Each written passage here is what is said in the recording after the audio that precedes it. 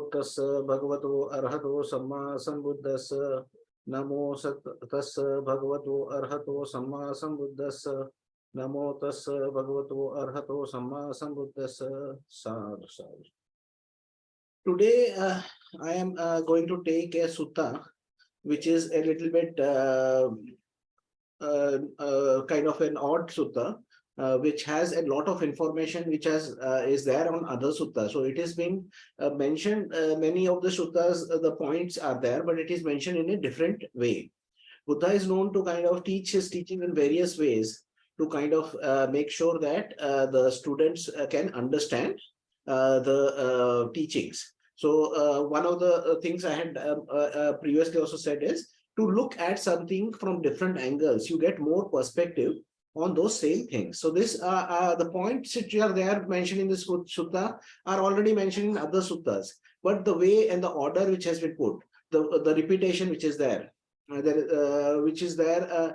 for us to understand is very important to kind of note. The sutta is from Aṅguttara Nikāya, book of 10, 76, Incapable. So the Buddha is kind of giving advice of what are the things which are incapable. Students, if these three things were not found in the world, the Tathagata, the Arahant, the perfectly enlightened one, would not arise in the world, and the Dhamma and discipline proclaimed by him would not shine in the world. What three? Birth, old age, and death. So certain times old age is included in illness also. So when you are old, you become ill, and that is a part of the process of being old. So birth, old age, and death are the reason why the Buddha has to come. Because if there were no birth, then you don't have to worry. There is no death then, and then there is no old age. So because those things are there in this world, you would need to kind of deal with dukkha. Because you are dealing with dukkha, and the dealing of dukkha kind of is there in the samsara, because in any birth, you will have to face these three things, the thing of birth, old age, and death. If these three things were not found in the world, the Tathagata, the Arahant, perfectly enlightened one, would not arise in the world. And the Dhamma and discipline proclaimed by him would not shine in the world. But because these three things are found in the world, the Tathagata, the Arahant, perfectly enlightened one, arises in the world, and the Dhamma and discipline proclaimed by him shines in the world. So because there is dukkha, there is a solution for the dukkha which is found by the Buddha. That is the reason there is the importance of the Buddha. The second point is, without having abandoned these three things, one is incapable of abandoning birth, old age, and death. So there are three things where if you have to abandon, only then you will be able to abandon the birth, old age, and death. What three? Lust, hatred, and delusion. Lust is I want something. Hate is I don't want something. Delusion is I am that. So when you are having those things, then you will have birth. Lust is the primary reason for birth into situations, birth into different kinds of beings, is by having desire. And the lust is for the all six senses: the eye, the ear, nose, tongue, body, tactile sensation, and the mind and the thoughts. So all these are coming into the lust. Then the second thing is hatred. I don't like this. I don't want this. All these things are there because there is pain, and we want to avoid pain and go towards sukha. So that is the hatred. That is the reason we hate certain things. Then there is delusion. When there is a thought in your mind, when there is you kind of recognize this is a body, then it becomes my body, and then it becomes me. It's mine. It's myself. So these are the things which cannot be. If they are not abandoned, then one cannot abandon birth, old age, and death. That is the stage of Arahant. To reach the stage of Arahant, you require to kind of eliminate lust and hatred. So lust and hatred is also eliminated in the Anagami. But the delusion, there is the Ditthimana which is there in a very small percentage. So that is still there. And that is the reason After the delusion, the person becomes delusion getting over, and then why does the delusion get over? Because the ignorance is abandoned. So that person becomes an arahant. Without having abandoned these three things, one is incapable of abandoning birth, old age, and death. Without having abandoned these three things, one is incapable of abandoning lust, hatred, and delusion. So there are certain things you have to abandon the lust, hatred, and delusion. What three? Personal existence view. That is, this is me. That is the first thing. Doubt is the second. What I am doing is, will it lead to my emancipation? Then it is Silabata Paramasa, that is a wrong grasp of behavior and observances. So behavior and observation on itself is not wrong. But if you think that because of those behavior and observances, say if you offer flowers, or if you go and dip your head in certain waters, or you give certain dana, because of that, you will become an arahant. Is not possible. So you abandon these three points of view, and that incidentally is the same status of a sotapanna. The sotapanna has abandoned personal existent view, he has abandoned doubt, he has abandoned wrong grasp of behavior and observations. So you can see that this is also there in the background. The stages of awakening is also there in the background. Without having abandoned these three things, one is incapable of abandoning lust, hatred, and delusion.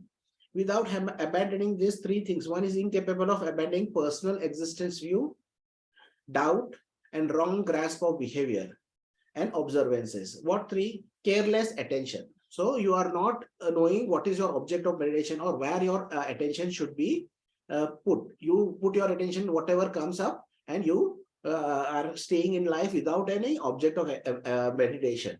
What happens is you are also not aware of the body, because you are in the mind thinking, and whatever you are doing, you are not sure how to put attention. So in meditation, the fundamental thing what we give is the object of meditation. So by putting your attention on the object of meditation, you know how the attention has to be put carefully. Your attention get distracted, you recognize, release, relax, resmile, return, and remain there. So if you have careless attention, you are not able to abandon those things. Following a wrong path.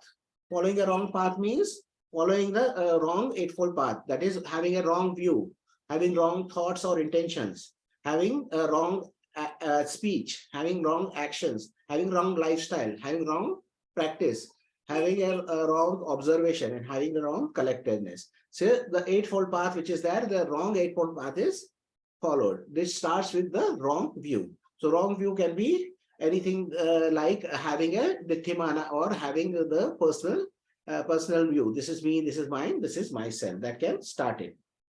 Mental sluggishness. So your mind is very dull and you are not able to be alert. So this happens in meditation. Tini Vidya, that is a Pali word. So when you are there in meditation, there is a sloth and torpor.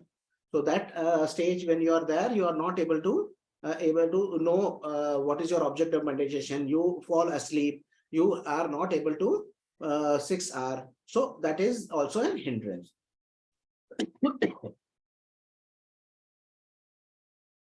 Following a wrong path and mental sluggishness. What three? Muddle-mindedness, lack of clear comprehension, and mental distraction. So muddle-mindedness, lack of clear comprehension, and mental distraction. So having abandoned these three things, one is incapable of abandoning careless attention, following a wrong path, and mental sluggishness. So what are the things you have to abandon to have your attention correctly, not following the wrong path, and having a clear mind? So you have to abandon muddle-mindedness. So you have to have clear thoughts, lack of clear comprehension. You have to understand what has been taught, and mental distraction. So you your mind goes from one thing to another. You can recognize, release, relax, and come back. So you have to know when to do the 6 hours. So you are able to know when you are able to do the 6 hours. So that is how you abandon those things. Without having abandoned these three things, one is incapable of abandoning careless attention, following a wrong path, and mental sluggishness. Without having abandoned these three things, one is incapable of abandoning muddle-mindedness, lack of clear comprehension, and mental distraction. What three? Lack of desire to see the noble ones. So lack of desire to see the noble ones was also the start of the ignorance. Have you not seen the noble ones? You don't hear the noble Dhamma. Then you don't have a faith. When you don't have faith, you have careless attention. Then mindfulness and clear comprehension is not there. When mindfulness and clear comprehension are not there, you don't know where to put your attention. When you don't know how to put your attention, then there are wrong things you can do with body, speech, and minds. Because you're doing these wrong things and breaking precepts, then the hindrances, 5 hindrances arise. That is, lust is there, then hatred is there, sloth and torpor is there, restlessness is there, and doubt. So those things come, and that becomes the foundation for ignorance. So that is also the important factor. So lack of desire to hear the noble Dhamma and a mind bent on criticism. So a mind bent on criticism is that when you are hearing the Dhamma, you are not taking in the words, but you are always criticizing. What was that thing which was said wrong? What was not said correctly? This is not what I heard over there. When you are giving ear, when you are sitting on a Dhamma talk, you kind of give your full attention. Giving ear is what is important. It starts the process. So you have to have not a mind which is bent on criticism. Having abandoned these three things, one is incapable of abandoning muddle-mindedness, lack of clear comprehension, and mental distraction. Having abandoned these three things, one is incapable of abandoning lack of desire to see the noble ones, lack of desire to hear the noble Dhamma, and a mind bent on criticism. So this thing also has certain factors. When you abandon those factors, only then those things are abandoned. But one does not abandon those factors, then those factors remain. And what three? Restlessness, non-restraint, and immorality. So restlessness is not having over energy. So you don't want to sit at one place, you want to go from here to there. People, you will notice sometimes are very agitated. When sitting also, they kind of move their leg. Or there are people who want to go from one place to another. One day you will see them over here, the next day you will see them over there, the next day they are somewhere else. So they don't want to stay at one place. So that is what restlessness is there. Non-restraint. Non-restraint is your where you see, you don't restrain where you see. Where what you hear, you don't restrain. What you smell, you don't restrain. What you taste, you don't restrain. What you touch and feel, you don't restrain. What you think about, you don't restrain. So there is lack of non-restraint.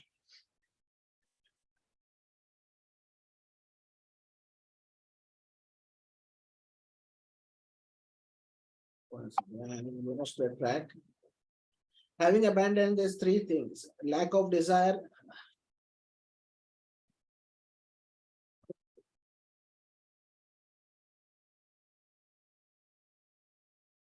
restlessness, non-restraint, and immorality. Immorality is not keeping the precepts. So one kind of kills, says, steals, does sexual misconduct, has wrong speech, and has intoxicants. That is not keeping the morality. So not keeping the precepts. Having abandoned these three things, one is incapable, having abandoned these three things. One is incapable of abandoning lack of desire to see the noble ones, lack of desire to hear the noble Dhamma, and a mind bent on criticism. Without having abandoned these three things, one is incapable of abandoning restlessness, wrong restraint, and immorality. What three? So you have to abandon some things to abandon the previous things. Lack of faith. So you don't have faith in the path which you are there. Uncharitableness means you are stingy. You are not generous. That also means that you don't forgive others. Forgiveness is also a practice of generosity. Metta is also a practice of generosity. You don't want any other people to be happy. You don't want to have compassion for other people. You don't have mudita or sympathetic joy for other people. You don't have equanimity in the situations. So that things are not there in you.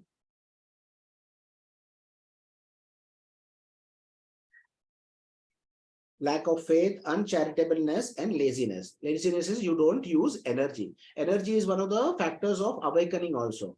So how you use your energy in your life determines how much effort you put.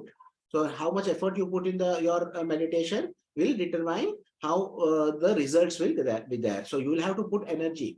So even to get up, you need energy. You have to just walk, you need energy. So to put your attention on a wholesome object, you will need energy. So the energy is required. So lack of energy and the laziness which is there are the reasons for the incapable of abandoning restlessness, non-restraint, and immorality.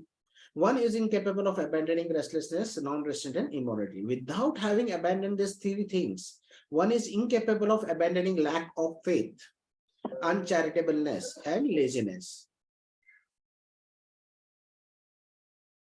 What three? Disrespect, being difficult to correct, and bad friendship. Disrespect is you have to respect your elders. You have to respect your parents. In monastery, if somebody has been ordained even a second before you had ordained. So how happens is the ceremony goes and there is a naming. So your name is Dhammagavesi, your name is say Bante Akilo, say.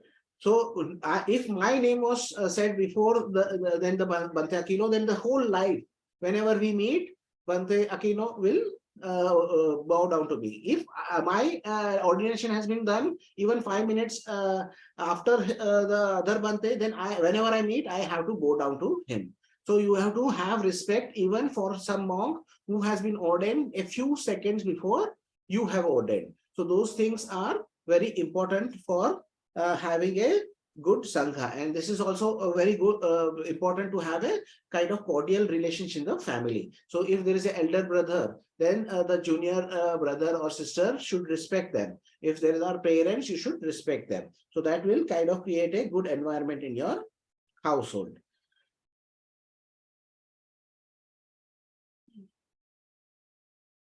Being difficult to correct. Being difficult to correct is, say, if a senior monk says to a junior monk, see, these are the things which you are doing is incorrect. You should abandon that. But the junior monk does not hear him and does not follow his advice. That is being difficult to correct. But it works the other way around also. If a junior monk sees a senior monk doing certain things which are grave and which are incorrect, then very respectfully and seeing the correct time and with the heart of metta and with the intention to kind of for his benefit and your benefit, you kind of point out that this is an error and this has to be corrected. And the senior monk should listen to a junior monk if they are correct and correct his behavior. So being difficult to correct is if you do something wrong and somebody says that and you don't correct, then you are being stubborn, and that is not a bad thing for good relationships and cordial relationship in a sangha or in a family or society.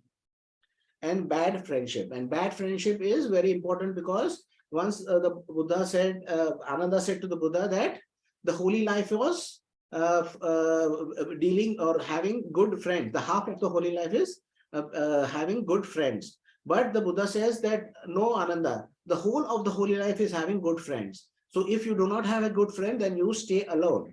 But don't associate with people who are bad. So those have to be cut off as somebody has a gangrene. Then you cut off that body part.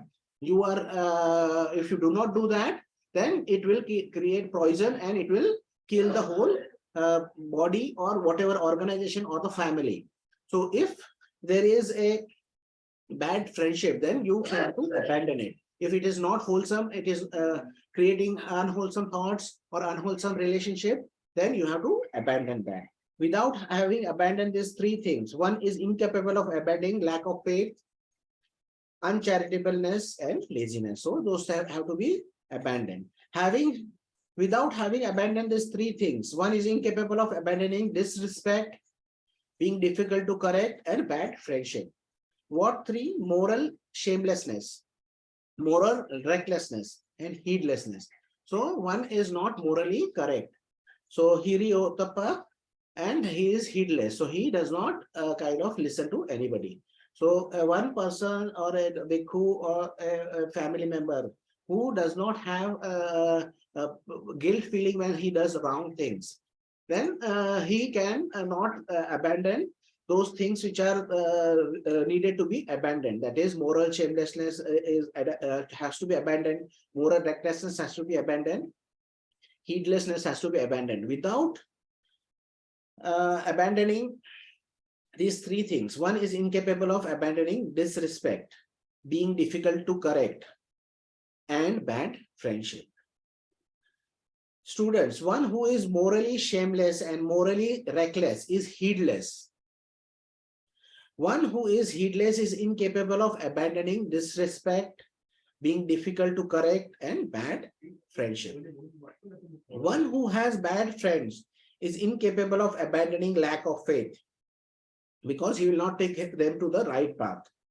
Uncharitableness, he will kind of be selfish. And laziness, he will kind of discourage putting effort. One who is lazy is incapable of abandoning restlessness. One, non-restraint and immorality. So one who does not have one who is lazy is incapable of abandoning restlessness. One second, there is a message. One second, I'll see.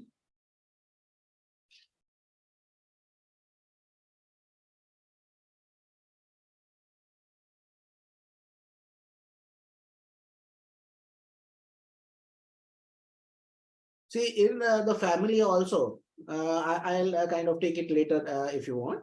But it is a very important question, and it's relevant to what we are saying. In family and in the Sangha, we face the same kind of issues, and we have to deal with them. So that is very important question which has been asked. I'll kind of take it up later. One who is immoral is incapable of abandoning lack of desire to see the noble ones, lack of desire to hear the noble Dhamma, and a mind bent on criticism. So he will still have a mind which is criticizing. One who has a mind bent on criticism is incapable of abandoning muddle-mindedness, lack of clear comprehension, and mental distraction. One who is mentally distracted is incapable of abandoning careless attention, because he cannot put attention on the object of meditation, following a wrong path. So he does not have the mental capacity to look and stay at the wholesome path. And mental sluggishness. So when the mind is sluggish, sleep and torpor is there, he will not be able to kind of abandon that. One who is mentally sluggish is incapable of abandoning personal existence view, doubt and wrong grasp of behavior and observances. So sluggishness is very important. Sluggishness is incapable of abandoning personal views, means one who has a mind which is sluggish cannot reach a Sotapanna stage, which is kind of a very important thing, that having mental clarity and energy is so important. And but Buddha has said in many suttas the importance of energy. Even in the Bhojanga, Satta Bhojanga, the factor of energy is there. So it is very important factor. Students, having abandoned these three things, one is capable of abandoning birth, old age, and death. So now what is capable, what you are capable, you are able to do. So that has to be heard very closely. Students, having abandoned these three things, one is capable of abandoning birth, old age, and death. What three? Lust, hatred, and delusion. Having abandoned these three things, one is capable of abandoning birth, old age, and death.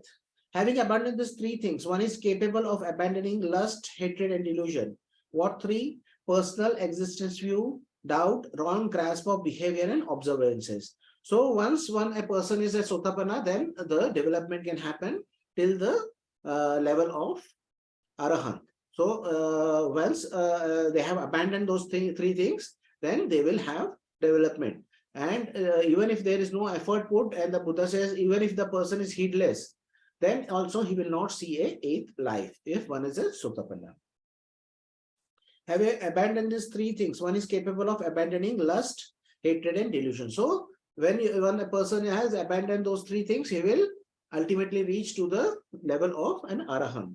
Even if you are abandoning lust and hatred at the stage of an Anagami, there is still delusion is there, a little bit of delusion is there. This is, I am capable of seeing 10,000 world system. That is the thing which Aniruddha used to say. Then so I think Sariputta kind of pointed out that itself is the Ditthimana which you have, that I am capable of seeing 10,000 world systems. So that very little personal view is still there. So once that is abandoned, then one can become an Arahant.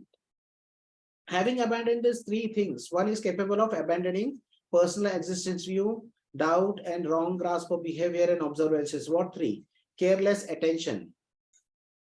So you have careful attention as the thing which you have to develop. Following a wrong path, you have to follow the right path.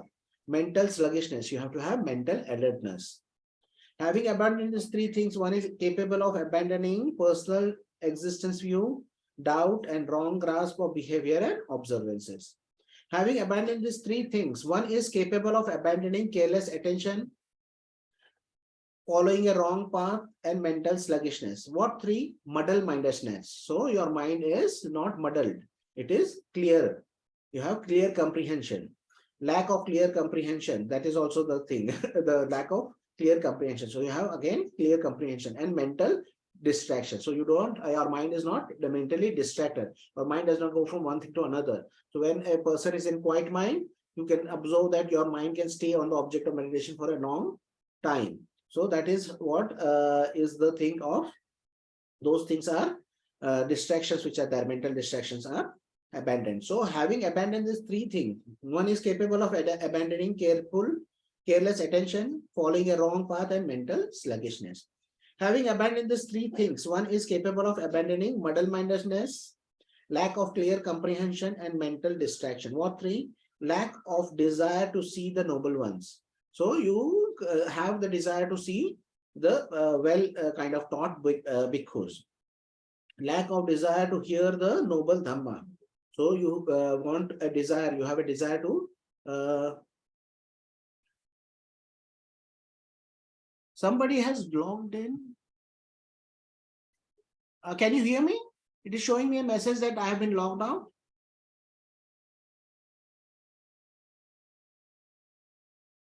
Somebody can confirm. Can you hear me? Yes, we can hear you, Bhante. Yeah, there was a message which said. Yes, I can hear you, Bhante. Thank you.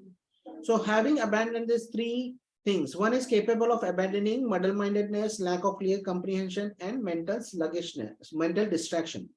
What three? Lack of desire to see the noble ones, lack of desire to hear the noble Dhamma, and a mind bent on criticism. So a mind is not bent on criticizing what you hear, but understanding and knowing what is there, and then using what has been heard into your meditation, and then reflective acceptance is there of what has been heard.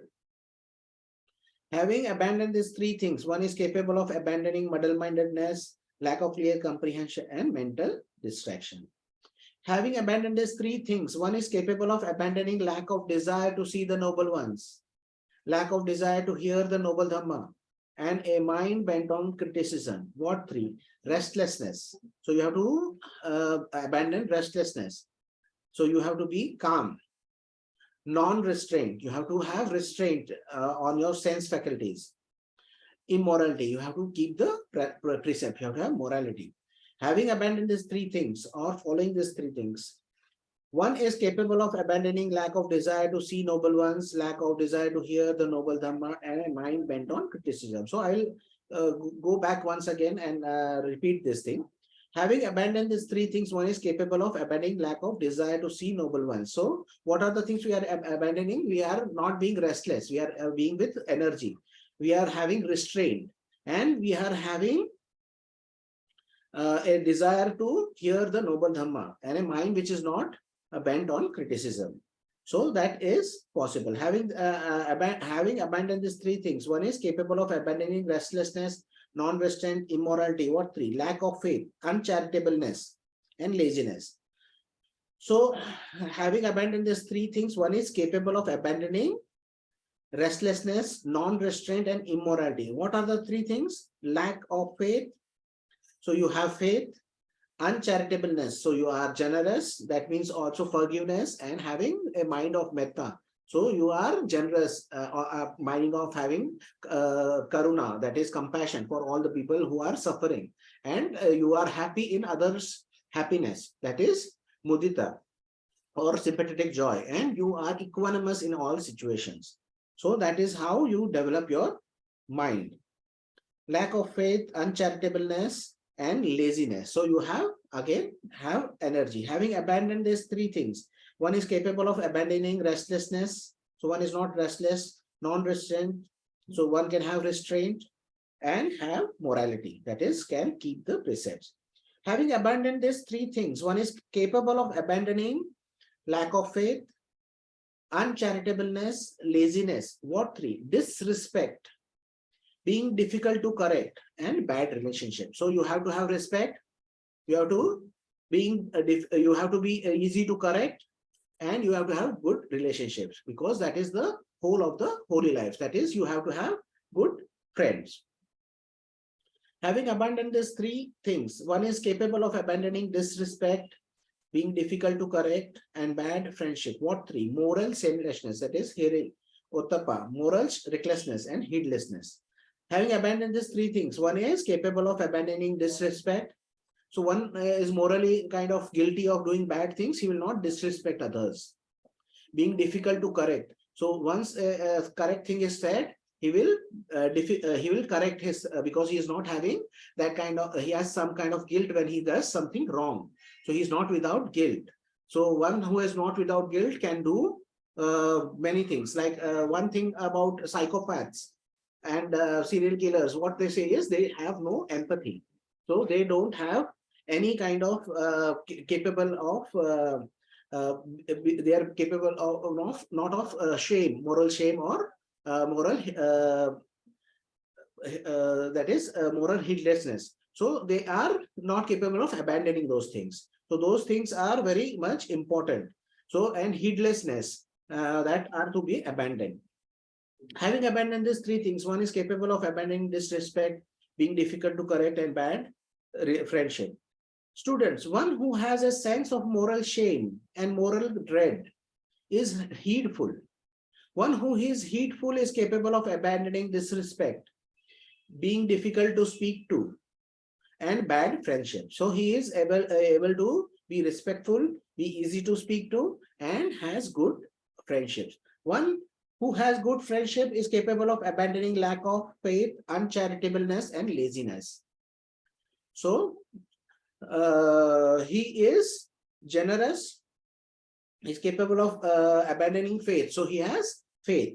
He is charitable. So he is generous, and he has energy. One who is energetic is capable of abandoning restlessness, non-restraint, and immorality. So when you have energy, you are energetic, capable of abandoning restlessness, non-restraint, and immorality.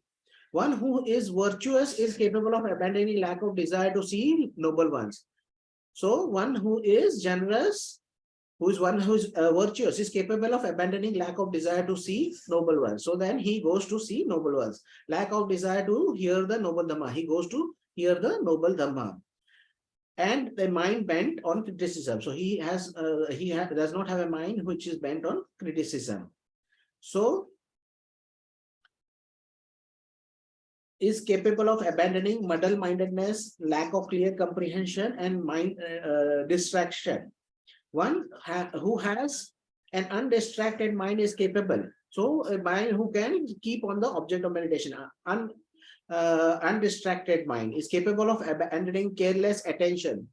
So he puts a careful attention on the object of meditation. Following a wrong path, he follows the correct right eightfold path. And mental sluggishness. So he has again, clarity of mind. And he does not have sleepiness and sloth and torpor. One who has an unsluggish mind is capable of abandoning personal existence view. So one who has a mind which is active and able to know what is happening, able to recognize their mind's attention moving from one thing to another, releasing it, relaxing it, re-smiling, returning and remaining on it. That person is able to, who has an undistracted mind is capable of abandoning careless attention, following a wrong path and mental sluggish. One who has an unsluggish mind is capable of abandoning personal existence view, doubt and wrong grasp of behavior and observation. So that means that one who has clarity of mind can become a Sotapanna. One without doubt is capable of abandoning lust, hatred and delusion. So one who has the vidya, that is knowledge, can abandon the lust, hatred and delusion. Having abandoned lust, hatred and delusion, one is capable of abandoning birth, old age and death. So having abandoned the lust, hatred and delusion, one can become a Arahant.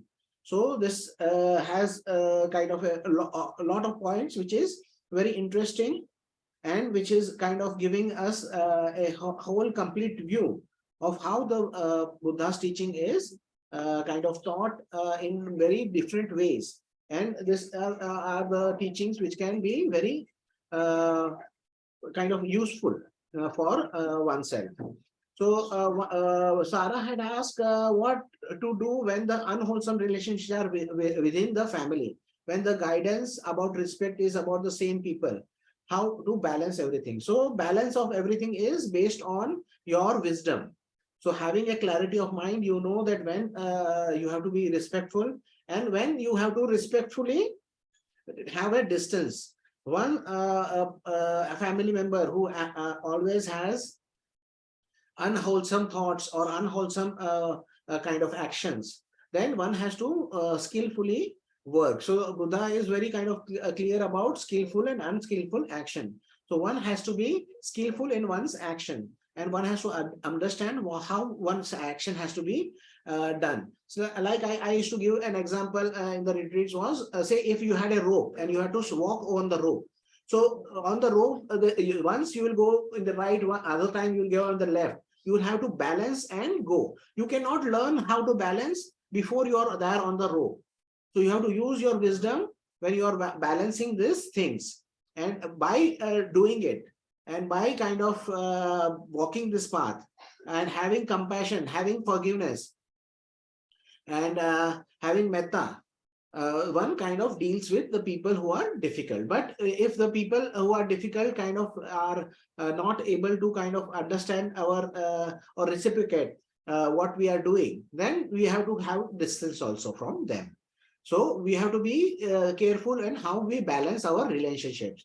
So there are a lot of things which happens in a relationship, which is very difficult. And every family and every place, you will find that those things are applicable.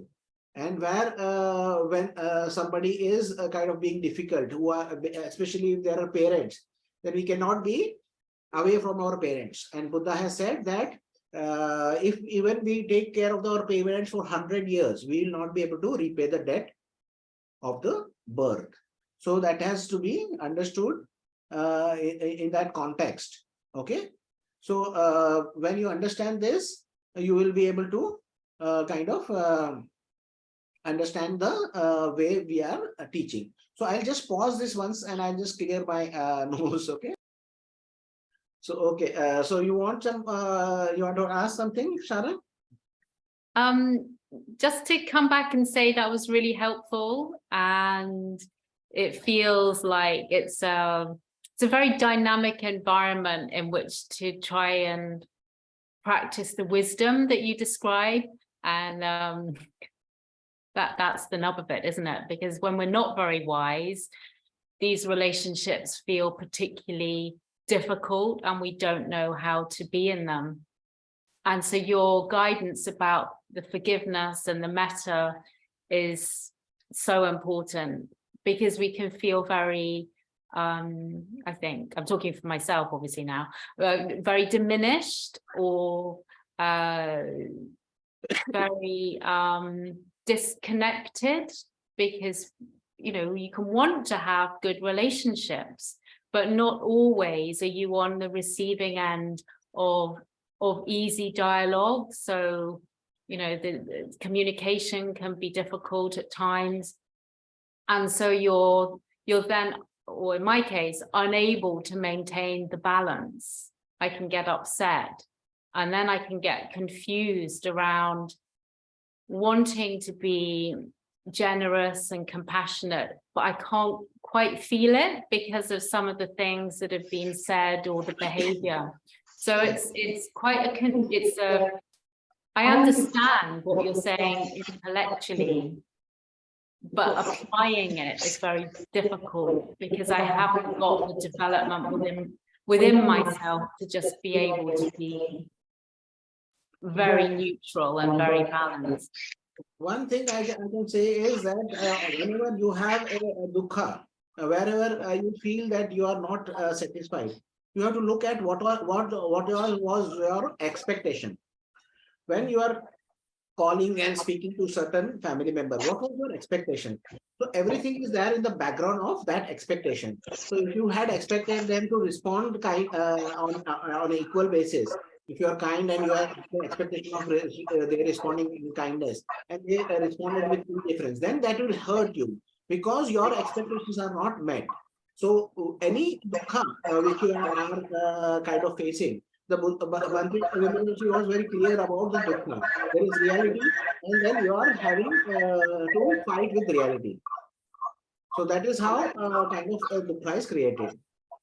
Hugh, I think if you can put your cell phone mute, I think it will help. I missed that last point because we have some feedback issue here. Hugh can put himself on mute. If you mute. So that would help, because what happens is that if I can put him on mute, I'll check. He's trying to go on mute. Okay. So I'm sorry. He's muted. Yeah. So what I was saying was that whenever there is a reality and you are going against the reality, that time you are creating a dukkha. So whenever there is a dukkha, you have to understand what is the thing which you are butting your head against. What are your expectation in that conversation? When you abandon those expectations, like in the Sutta Majjhima Nikāya 21, the Buddha says that you may be talked with compassion or with a heart of hatred. You may be talked with metta or a heart of ill will. You may be talked for your somebody talks to you with a mind to help you or to hurt you, for your benefit or for your loss. So all these things the other person can speak to you, but you have to kind of send metta to the person and send metta to all the people around yourself. So you have to keep your mind in metta regardless of the reaction of the other person. So you have to ask yourself, what are your expectations? What are your attachments in a conversation? What are your attachments in a relationship? So when you are abandoning those kind of attachments, then you will be more clear of how you are creating the dukkha for yourself. The Sister Khema used to say that nothing is happening to you. It is happening from you, because your reactions are your reactions. The stimulus is not the problem, but the reaction is the problem. The reaction is because there is a habitual tendency. That habitual tendency is because the past actions. So there is a cause and effect. So it's not personal. That reaction is also not personal. So when you recognize that reaction, you recognize that it's an impersonal reaction, and then you abandon that reaction. So to be mindful in the moment, it takes a little bit of practice. And when you are develop your practice, then on the moment, if your mind is distracted, if your mind has certain unwholesome thoughts which arise, you can recognize, release, relax, smile, and be with the smile and loving kindness with the other person and continue the conversation. Certain times when you are doing this, the other person may kind of become more kind of belligerent. because the reactions which you are giving, the anger which you are giving is the food for that person.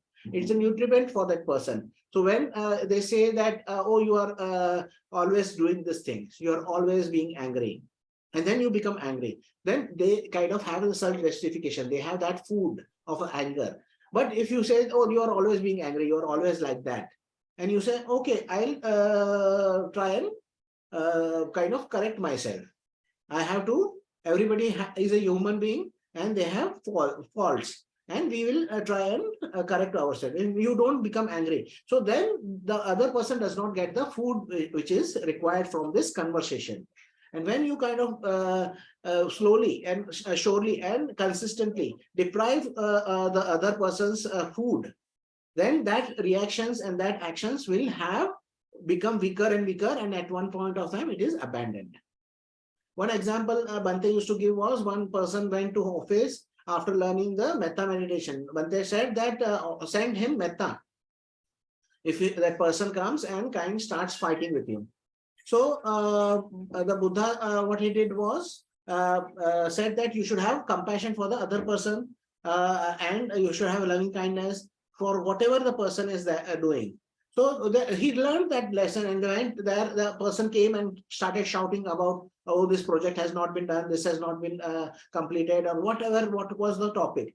And the person did not react. He was very calm and he was very collected, and he was responding with a kind of smile, and he was listening to the person. Yes, yes, I will kind of take into account what you are saying. And in between the conversation, that person kind of got distracted and just walked away. And he kind of found that very strange. Why did he kind of walk away? Then he came to Bhante and said that this has been the reaction. He just walked away. He did not even complete his conversation. So the Bhante said that because you did not kind of feed him what he had come to kind of consume was your frustration. He had come to consume your anger. And when you kind of refuse to give him frustration, refuse to give him anger, like a kind of a animal is there, a cat is there. If it is coming every day to your doorstep and you stop giving food to them, then slowly, what would happen is they would change their behavior. So in that same way, others will also change their behavior when you stop giving the nutriment to them. Okay. So is there anything else? Any other question? Thank you. That's super helpful. Really, really good. So thank you. And Hugh has just come here. He says he has a question. Yes. Yes. Hello, Bhante. Yes. Thank you for the talk. I like this sutta because it's a different take on the path of development. And what it's emphasizing is the aspects of behavior change. Correct. And I think sometimes the way the path can be described, it can be, it's very much around mental states and certain characteristics of mental states dropping away, but it doesn't always easily relate across to the behavior change until you see perhaps at the Sotapanna stage, and then Sakagami and Anagami. But here what we got is a description, if you like, of progressive behavioral change that is generated by and in turn supports the practice.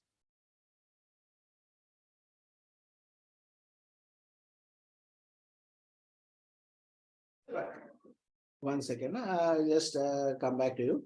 See, what happens is that whenever there is a teaching which is given from many different angles.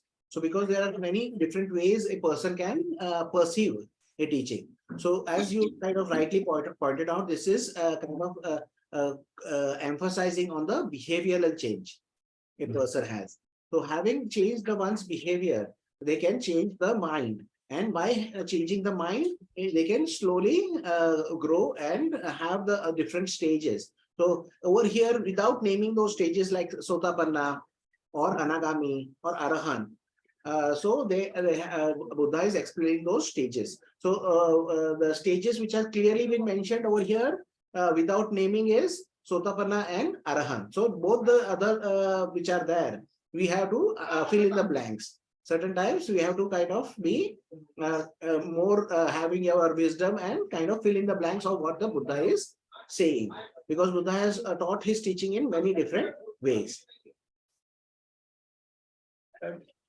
What I find interesting here is it's a little bit like Ven Dhammagavesi saying, well, it doesn't matter if your smile is false, just smile, because that will start a process.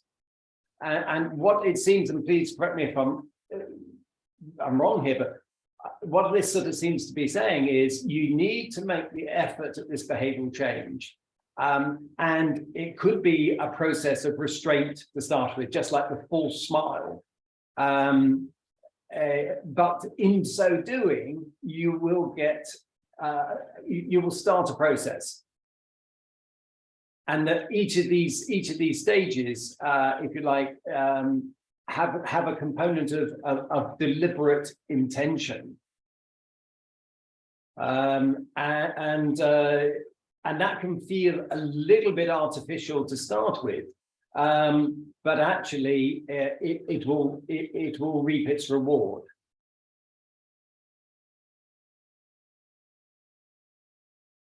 So you are correct in that sense that when you are changing your behavior, then the next step of the behavior is also changing. So it is also a cause and effect relationship the Buddha is kind of explaining, that one has a cause of certain things. So there is a cause for the Buddha coming himself.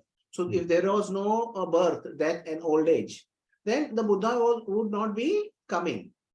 So, so that to abandon those things, we have to abandon the kind of the lust is there, hatred is there, delusion is there. So then all the behavior has to be changed.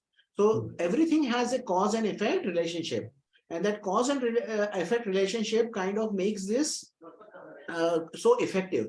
That is the reason you don't have to go to a teacher to kind of confirm your attainments, or be kind of a teacher does not sit in judgment of you.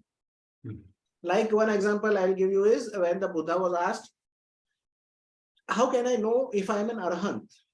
The Buddha said, if there is no lust, hatred and delusion in your mind, then you are an Arahant. So that means that nobody has to go and ask any other person about their own mind states. When one knows one's own mind state, one can take a call on it. Like in interviews, there are people who come and say, see, this has happened. I can see certain things arising, and I can see them that point of time where I make it, it is me, it is mine. So the impersonal process of arising of a thought and the point which is there where I take it personally is kind of clearly seen. So that is something which a person can see and kind of acknowledge for oneself. And this happens with different students. So some student is there in say Europe, and he kind of writes to me and says, this is the things which has happened, and this is the stage I am in. So that kind of corresponds to his attainment level of being able to see how your mind attention is making it personal, how certain things are impersonal at one point, it arises, not having been, comes into existence, having been, it does not remain. And what is the point where one makes it personal? So this is a cause and effect relationship. So one's mind, one can understand, one cannot understand others' mind. The Buddha says only you cannot be in judgment, you cannot sit in judgment. There's one sutta before this where the Buddha says that you cannot sit in judgment, Ananda. Only me or somebody like me, like only a Buddha or somebody like a Buddha can pass a judgment. Okay. So that is the most important thing, that your kind of behavior, you are able to see and you are able to correct those things. So when there is no kind of hiriyutapa, that is a moral shame or dread, then a person will do wrong things because he does not have any kind of fear of breaking the precepts. Okay. So then all the things will fall into place, which are unwholesome. So how one can understand one's mind is the way of the meditation.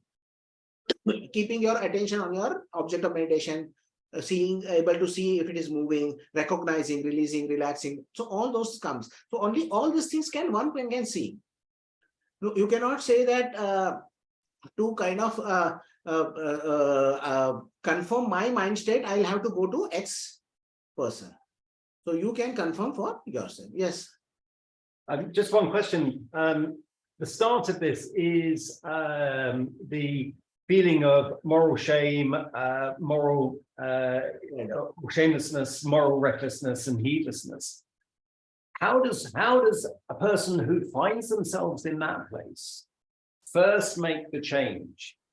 First, how do they first redirect their mind? So first is they recognize how it is hurting themselves. So how they are hurting themselves and how those are creating unwholesome states in his mind. So when he is not keeping precepts, then the hindrances arises. So when there is no moral shame or dread, then the person will do wrong things with the body, speech, and mind. And then they do that, then there is hindrances which arises. So when there is a hindrance, you ask, what are the things which is the cause of this being a hindrance? So wrong things I'm doing. Why am I doing wrong things? Because I have no shame. I have no kind of an internal kind of organ to know this is a correct thing which I'm doing and this is a wrong thing which I'm doing. So there is a person we know, he will do certain things and he's not self-aware of that action which has been done, which is an action which is unwholesome. And he has no shame in the action which he has done. So what would happen is then the rest of the unwholesome states will arise and it will kind of cloud the mind. So one has to see for oneself. So you ask that is the reason you ask what happened before this, what happened before this. That is what the Bhante used to say, that in your meditation you always ask what happened before this happened, what happened before this happened. If I am becoming angry, why am I becoming angry? I have attachment to an idea. That idea you abandon. When you are abandoning that idea, what was the reason you had that idea? Oh, I had this concept. Oh, this concept was there in me. I abandoned this concept. How did this concept come up? Oh, there were contact, and when there was contact, there was feeling, and then when there was feeling, there was perception in it. And when there was perception in it, I perceived it in this way. Then by going back and back, one can understand how your mind has taken certain actions. And while knowing when this action has been initiated, you can abandon that action at that point of time. And when you have abandoned that action at that point of time, your mind will not create the next action because it is a cause and effect chain. So you are breaking the cause and effect chain. Yeah, thank you, Bhante. Very thorough.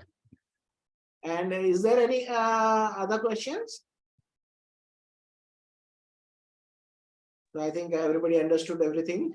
So I will share merits and we can end this talk. I am also having a thing. Thank you. Thank you for kind of coming, everybody, and giving your time. And this is the kind of start of all wholesome things. Being with good people and hearing the good Dhamma. It is not my Dhamma, not Bhante's Dhamma. It is the Dhamma of the Buddha. The voice of another is the voice of the Buddha. So I have not said anything which is personal. I am reading from the text, which is the text of the Buddha. So I am kind of saying the voice you are hearing is the voice of the Buddha. So thank you for coming and listening and starting your wholesome journey. So we will just share the merit. May suffering ones be suffering free, and the fear-struck fearless be. May the grieving shed all grief, and may all beings find relief. May all beings share this merit that we have thus acquired for the acquisition of all kinds of happiness. May beings inhabiting space and earth, Devas and Nagas of mighty power, share this merit of ours. May they long protect the Buddha's dispensation. Sadhu, sadhu, sadhu. So I'll share the link of the document which I have shared with you below the this thing, YouTube when we upload the video. So I'll in the comments I'll upload the link for the document. And one other thing is, I just stop the recording now.